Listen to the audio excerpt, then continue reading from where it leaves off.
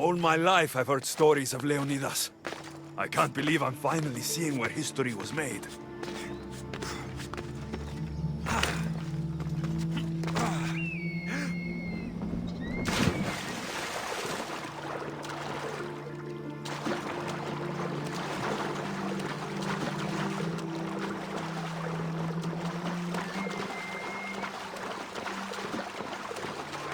Thermopylae. They say you can't walk this battlefield without getting blood on your toes. This is where Leonidas was laid to rest.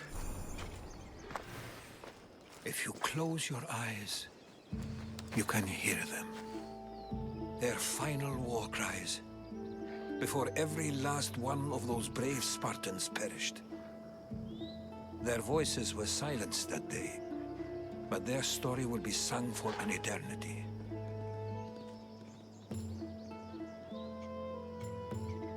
You didn't bring me here to talk about dead Spartans. What's on your mind, Herodotus? The Battle of Thermopylae still echoes in our hearts.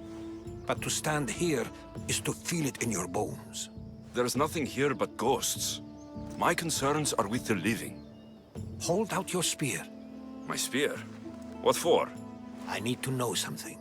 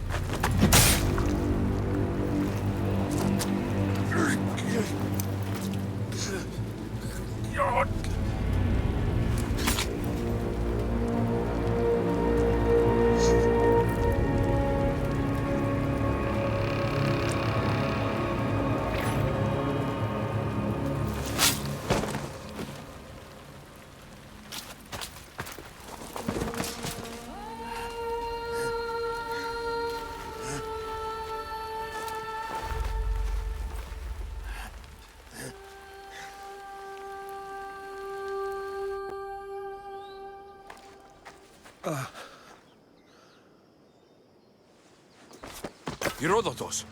I'm fine. I'm fine. The stories are true. That is the spear of Leonidas. The hero's blade.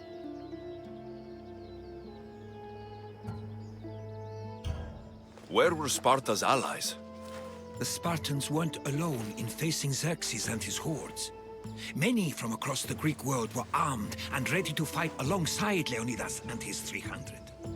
But when the mighty king looked into their eyes and saw fear, he sent them home. That sounds like madness, not bravery. It was foretold by the Pythia that Sparta would lose either its freedom or its king to the Persians. Leonidas made his choice. What happened to Leonidas after the battle? Xerxes was famous for honoring warriors who fought valiantly against the Persians. But Leonidas infuriated him so much, he cut off his head and impaled it on a pike. A bloody battle ensued, and his remains were reclaimed by the Spartans and buried here. Now, however, he rests where he belongs. In Sparta.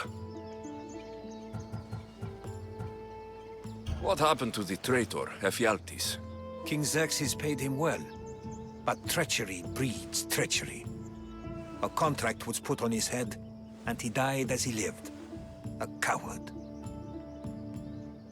You knew this would happen. I didn't know, but I did suspect. There is a place I'd convinced myself was a dream.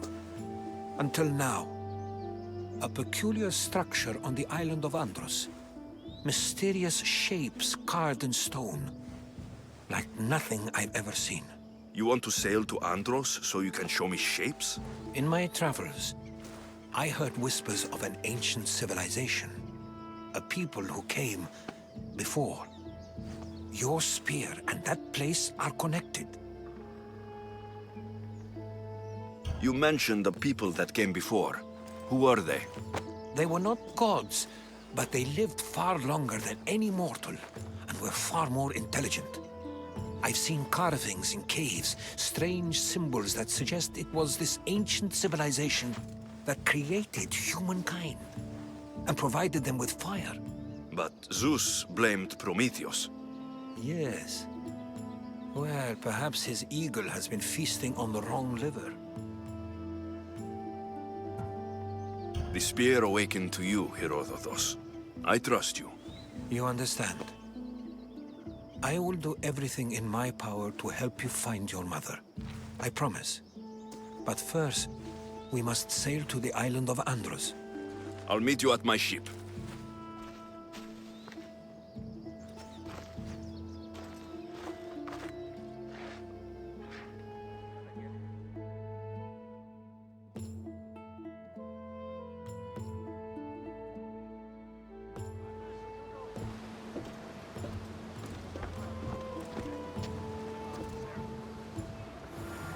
Welcome aboard the Adrestia, Herodotus. Will you be traveling with us? Only for a short trip. I have business to attend to in Athens. Herodotus is helping me find my mother.